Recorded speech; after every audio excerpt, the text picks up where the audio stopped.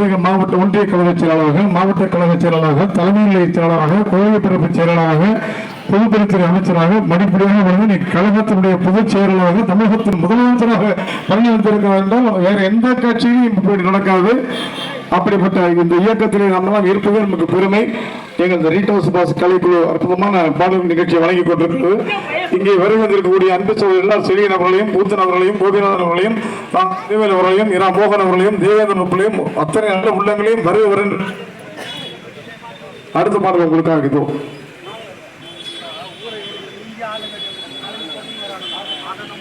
மரியாதையா இந்த வயலை விட்டு எல்லாரும் வெளியே போறீங்களா இல்லையா? ஆட்சியோட ஆயுதங்களும் வந்துருக்கியா? அந்த ஆயுதங்களுக்கு வேலை கொடுக்க மாட்டேன்னு நினைக்கிறேன். ஏ கோசாமி, சேர வேண்டிய 20 ரூபாய் ஏற்கனவே படிச்சாச்சு.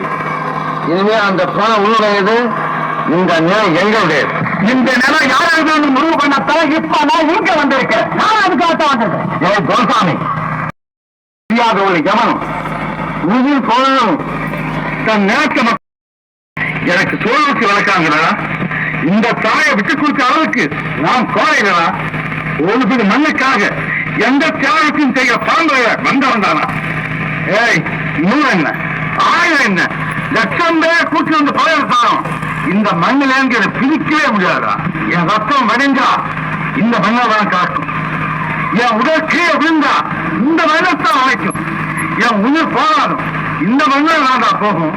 ஆனா அந்த நேரத்துல நான் எழுப்புற உரிமை குரல் இங்கு மட்டும் இல்லை, எங்கெங்க உழைக்காமல் இருக்கணும், எந்தெந்த மண்ணிலும் வியர்த்துவை விழுதோ அங்கெல்லாம் என் உரிமை குரல் ஒழிச்சுக்கிட்டே தான் இருக்கும்.